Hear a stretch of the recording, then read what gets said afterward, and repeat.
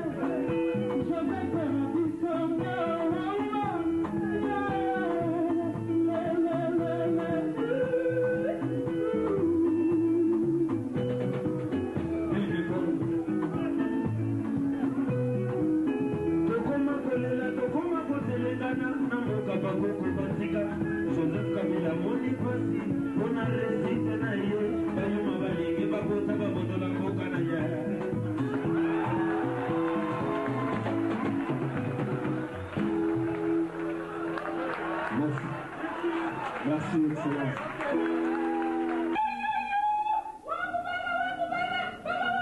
Je vous remercie de votre visite,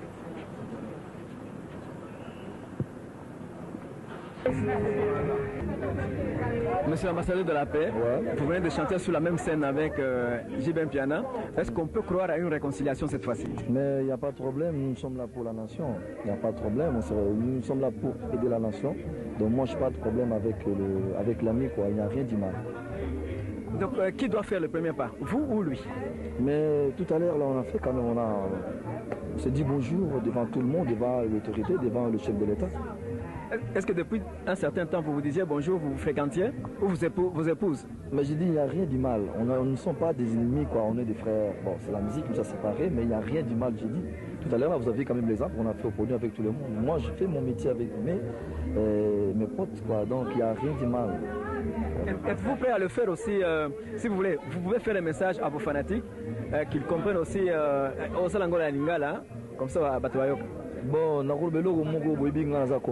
je suis champion d'Afrique. Ils allaient quand même continuer sur le continent américain, continent Europe. Ils allaient quand même musique. Air musique, ils allaient faut musicien à tellement, faut fanatique à tellement pour l'espoir, pour l'orchestre et mata. Parce que maintenant c'est total écolo. Bah bloc à CC on a vraiment je suis pas jaloux na mutu na landaka ba vie ba tuté. Ngana bosaka biso donc, le projet ça que dans 10 ans, 15 ans, tout ça là, est marqué monde. J'espère en Afrique, bon, on a qui trouve na ginango. Parce que faut to attaquer Europe na Amérique. Ma facture va qui à leader na bango toujours fort, performant, il n'y a pas du mal. JB Mpiana, vous venez de chanter sur la même scène avec entre guillemets votre adversaire musicien qui s'appelle Werason. Est-ce qu'on peut espérer que cette fois-ci c'est la bonne, c'est la réconciliation entre vous deux? Moi, merci d'abord de m'avoir accordé cette occasion pour m'interviewer. Bon, moi, je l'ai toujours dit qu'il n'y avait jamais eu de problème entre nous. On n'était pas des ennemis, mais on s'était séparés. Chacun travaillait de son côté pour trouver son compte. Il n'y avait pas un problème de réconciliation. On est adultes. Je crois que nous devons nous comporter comme des adultes. Chacun de son côté doit diriger son comportement dans un bon sens, quoi. Que ça soit bien, que ce soit meilleur. Moi, mon esprit était calme, je savais qu'on n'avait pas de problème, c'était seulement une concurrence loyale, quoi. Bon, y a autre chose maintenant. Est-ce que vous pouvez, par exemple, pour le moment, parce que ici, la réconciliation est venue de l'an 1 du général-major Joseph Kabila au pouvoir, est-ce que cette fois-ci, attendez-vous un geste de l'autre ou bien c'est vous qui devez faire ce geste vers l'autre? Par exemple, quel geste? Le geste, c'est-à-dire convoquer l'autre, lui demander de jouer, de continuer à le faire. Par exemple, organiser un concert ensemble, comme le fait là. Nous sommes des artistes, il faut qu'il y ait des producteurs qui vont avoir des idées pour nous produire. Sinon, moi, de mon côté, il n'y a pas de problème. Je l'ai toujours dit, à cœur ouvert, avec un cœur blanc, bling bling, je dis tout haut, sans peur d'être contredit un jour. J'aime pas avoir des problèmes avec des gens, j'étais clair, donc j'étais bien avec tout le monde. Sauf qu'il y a eu de malentendus, c'est normal. Vous savez, avec la musique, la concurrence, il y a le public, il y a tout ça, plein de tas de choses autour de ça. Mais aujourd'hui, c'est quand même bien, devant le chef de l'État, on a prouvé quand même, nous les artistes, on a prouvé devant tout le monde qu'on était des frères, il n'y avait pas de problème, quoi. De retour sur le journal de la musique, où on va se pencher un petit peu plus sur Werason à travers 3 interviews, c'est là. Voilà. Donc, pour autant, la bongo, le kola, baye, Sankara de Kunta, a boy kamboana, pona temanango, le kola bapetana kambote, boy di malamu te, jibe pia na kaniko buka na loboko, ipai wapi, a buka na loboko, et bimisi makambe bele na milia miziki, polémique kotiko sakana te, batu bazali koloba loba. Tokoloba sikoyo Sankara de Kunta, ye, epana ye, a boy kutu batu basolola, boy mote wana, alingia ngwata mutete na motema moko, toka sika. Sankara de Kunta na masolo na ye ndenga za koloba pour interview buto sala kina baninga batana Kinshasa tolanda sika interview na bango. Voilà, yali gamba buka mona buka kuikila Saint Thomas avec Sankara de Kunta toujours na kata bakini netika na kata Panama. Sankara de Kunta fara en tout cas au tuzelaki ekoma na 2050 yango ekomi na 2002 Sankara de Kunta yo expliquer biso nini yo mtozalaki pembeni ya roi ozalaka toujours pembeni na ye mais netikaka Sankara tomonaki yo te mais likambo se salemi ba impressionnant. Ouais, na sabino ka dans les derniers jours nous séjournons toujours les temps difficiles et on a expliqué souvent na poto bana partout que quand nous allons combattre par des preuves tangibles donc ça va saigner et saigner. Ozo comprendre on a expliqué bino bana donc bana Kini bana Brazza bana Afrique tout entière et puis bana ya poto quoi. Farafa egoza la raté pour Farafa to la réserve Michael Jackson na Werason. Vous comprenez? De ezalinde que na minute yo za circonstance moko Werason asatandaki na ngote petit frère na épée asatandaki na ngote. Ba ye bakutani par la grande surprise devant chef de l'état. Faki zaki le okena faut ba pesa na mbote. Talaka makama mboka do ba ko sala ko jeter pour ko makama mboka do meki do yo mo yebi. Devant chef de l'état. Faki ba pesa na mbote. Ya omoni donc Werason le roi de la forêt. Tandaki liboko bamonani ba na petit frère malgré que c'est cassé kanengo wana donc a sepeli danger pe mboti na ebike liboko wana ko sokola ngote 3 ans vous comprenez mais prévenez que conséquences nango yali après avoir mbote bebino mo boyebelo ko yevi maktable liboko na eza ya kobuka na pona nini mbota wera le roi de la forêt moto eleki ya kosakana te donde na bisaka bino mbote ya Sankara ambassadeur de la paix wana événement oyo en tout cas président de Sala qui to kumisi yango. Il y a en tant qu'ambassadeur de la paix, pourquoi Zaki n'a comportement moro n'est lingité. Pourtant, souverain Binadama, Azaraki vraiment la joie. Il y a repéré sa frère Naye, il y a Wenge, maison mère Mbot. Bon, moi, je vais vous expliquer que moi, je vais vous dire que je vais vous dire que rêve n'est pas là, non, rêve n'est pas là. Un jour à Simba, on a rêvé Simba Michael Jackson. Le rêve n'est pas un jour à Simba, Werason, le roi de la forêt. Moto lelo do des fois tetanga simbi ko seka nenga minu nyoso libanda sagi bienti donc na ndenge pene impact ngo makambo ya la mais na nenga Werason le roi de la forêt tak le grand leader apesa ka salam po mobile apesa bembo ta ko seka te wana za mwasi so bozonga na mbali boboya na kala mais na ndenge pene ya mobile bina apesa ka mbote na nenga mobile ba direct mais là on a expliqué bino ka ke vela ngelo sibondo ba la ki na expliquer bino le veriba na poto donc na kosa bino te bino moko boyebi des événements, mais l'histoire en fait dans marque tabou. Et ça reste l'histoire palestinienne et israélienne. Voilà, alors Sankara de Kunta, te déplacer pour vite, Grand Hôtel, image Ganetika, Nebazarangata, Panama, Sankara de Kunta, gréco-romaine, fou du roi Ngiama Makanda Werason, Pesela Maroka Siasuka, en tout cas, au lobby, Bino Bozaba israélite, bokutani na bapalestinien eza likambo ya utenika okosukisa ndenge nini bango tu baolanda. Ouais, les gars, c'est les gars qu'il faut apprécier l'homme dans son époque car l'ingratitude est condamnable. Il n'explique pas bien.